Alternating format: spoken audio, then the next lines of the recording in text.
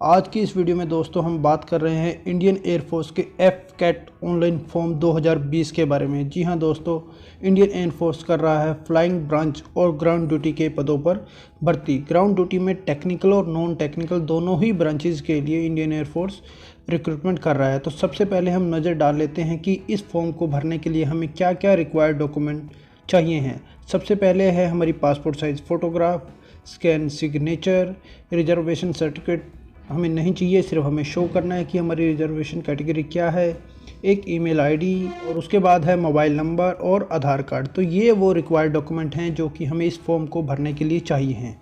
उसके बाद हम नज़र डाल लेते हैं पोस्ट डिटेल पर कि क्या क्या पोस्टें दी हुई हैं और कौन कौन सी पोस्ट हम अप्लाई कर सकते हैं। देखिए, एफ-कैट 2/2020 के अंदर सबसे पहले जो इन्होंने पोस्ट दे रखी है वो दे रखी है फ्लाइंग ब्रांच के अंदर। मैन और वोमेन दोनों ही इस फॉर्म को अप्लाई कर सकते हैं और ये एसएससी कैटेगरी में आता है, जिसको हम बोलते हैं short service commission. Short service commission 14 साल की सर्विस होती है, इसलिए इसको बोलते हैं शॉर्ट सर्विस कमीशन। उसके बाद आता है ग्राउंड ड्यूटी टेक्निकल ब्रांच में, तो इसके लिए भी देखिए मैन और वोमेन दोनों ही अप्लाई कर सकते हैं, यहाँ पर दिया हुआ है। और ये पीसी फॉर मैन और एसएससी फॉर मैन और वुमेन दोनों के लिए है। जो पुरुष वर्ग है वो पीसी के लिए अप्लाई कर सकता है, जिसके हम बोलते हैं परमानेंट कमीशन। परमानेंट कमीशन तब तक होता है जब तक कि आपकी रिटायरमेंट नहीं हो जाती, लेकिन एसएससी क्या होता है, शॉर्ट सर्विस कमीशन, आपकी 14 साल की सर्विस होती है। तो इसके अंदर देखिए पीसी और एसएससी दो ही दे रखी हैं, तो एज पर रिक्वायरमेंट आप इसको अप्लाई कर सकते हैं, जिसके अंदर टोटल 105 पोस्टें दे रखी हैं। फ्लाइंग ब्रांच में 74 पोस्टें ऊपर दी हुई थी। उसके बाद बात करते हैं ग्राउंड ड्यूटी नॉन टेक्निकल के अंदर भी देखिए सेम कैटेगरी है, पीसी फॉर मैन और एसएससी फॉर मैन और वुमेन। इसके अंदर 55 पोस्टें दे रखी हैं। उसके बाद है एनसीसी स्पेशल एंट्री। जो भी कैंडिडेट जिसने भी ग्रेजुएशन के अंदर एनसीसी किया है और सी सर्टिफिकेट के अंदर बी या ए ग्रेड है, वो भी इसके लिए अप्लाई कर सकते हैं। देखिए पीसी फॉर मैन जो पुरुष वर्ग है वो परमानेंट कमीशन के लिए अप्लाई कर सकते हैं और एसएससी के लिए भी अप्लाई कर सकते हैं, मैन और वुमेन दोनों ही। उसके बाद है मेट्रोलॉजी एंट्री। इसके लिए भी देखिए पीसी फॉर मैन और SSC for man and women, SSC for man and women दोनों के लिए अप्लाई कर सकते हैं। इसके अंदर जो पोस्टें हैं वो हैं 22 और जो टोटल पोस्टें यहाँ पर दी हुई हैं वो दी हुई हैं 246। इन सभी को मिलाकर जो हमारे पास से पोस्टें आती हैं वो आती हैं 246। तो ये हुई पोस्टों की बात। अभी हम लोकेशन की बात कर लेते हैं। तो लोकेशन ऑल ओवर इंडिया रहेगी। आपकी जब भी रिक्रूटमेंट के बाद सिलेक्शन होगी तो आपकी सिलेक्शन की पोस्टिंग कहीं पर भी की जा सकती है।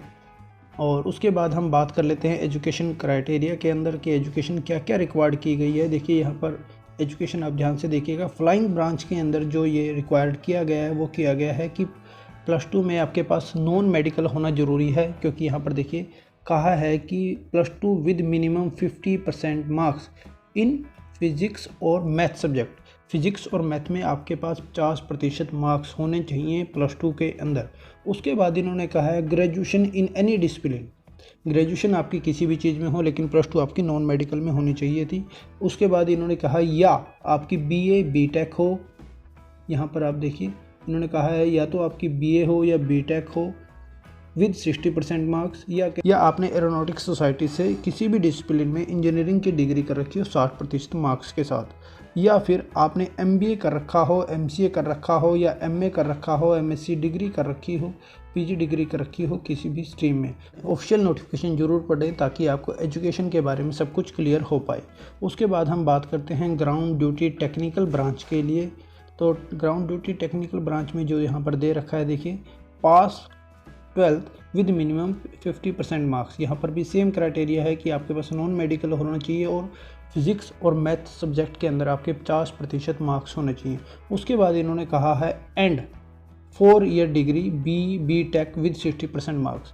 +2 के बाद आपके पास बीटेक या बीई की डिग्री होनी चाहिए 60% मार्क्स के साथ। अगर हम बात करें हम ground duty non technical branch के लिए, तो यहाँ पर देखिए ground duty non technical branch में इन्होंने देखिए अलग अलग स्ट्रीम्स दी हैं। जैसे एडमिनिस्ट्रेशन दिया है, तो एडमिनिस्ट्रेशन में आपके पास +2 पास होनी चाहिए और ग्रेजुएशन डिग्री होनी चाहिए किसी भी डिसिप्लिन में विद 60% मार्क्स। उसके बाद अगर हम बात करें एजुकेशन में जाना अगर चाह रहे हैं तो आपके पास पोस्ट ग्रेजुएशन डिग्री होनी चाहिए किसी भी डिसिप्लिन में रेलिवेंट सब्जेक्ट से रिलेटेड। वो आपको नोटिफिकेशन में चेक करना पड़ेगा कि आपकी जो पीजी डिग्री है वो उससे रिलेटेड है या नहीं। तो आप ऑफिशियल नोटिफिकेशन में जाकर देख सकते हैं कि एजुकेशन के अंदर कौन कौन से सब्जेक्ट दिए हुए हैं। उसके बाद बात करते हैं मेटीरियोलॉजी, तो post graduation in relevant stream, इसमें भी बहुत सारे स्ट्रीम्स दिए हुए हैं, तो आप ऑफिशियल नोटिफिकेशन पढ़कर आप इसको चेक कर सकते हैं।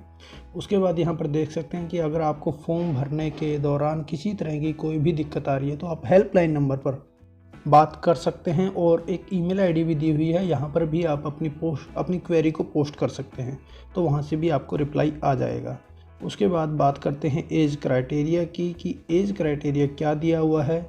देखिए, फ्लाइंग ब्रांच के अंदर जो कि एफकेट या एनसीसी एंट्री स्कीम है, उसके अंदर जो मिनिमम एज मांगी गई है वो मांगी गई है 20 साल, वो भी 1 जुलाई 2021 तक, मतलब 1 जुलाई 2021 को आप 20 साल के हो जाने चाहिए। उसके बाद बात करते हैं मैक्सिमम एज लिमिट की, तो 24 साल, 1 जुलाई 2021 को आप 24 साल के होने चाहिए, 24 साल से ऊपर नहीं होने चाहिए।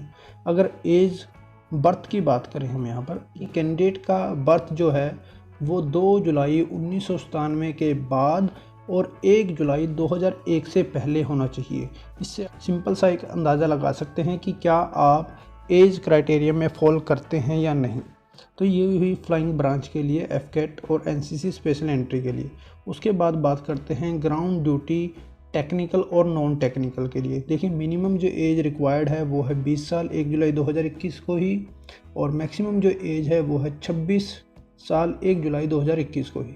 और अगर हम बर्थ की बात करें तो यहाँ पर बर्थ आप देख सकते हैं कि जिस कैंडिडेट का बर्थ 2 जुलाई 1995 के बाद है और जिसका जन्म 1 जुलाई 2001 से पहले है, वो कैंडिडेट इस फॉर्म को अप्लाई कर सकता है।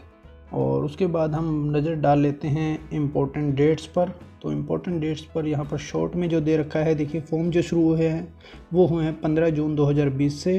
लास्ट डेट जो फॉर्म की है वो है 14 जुलाई 2020, और एग्ज़ाम की जो डेट है वो है 19 सितंबर 2020।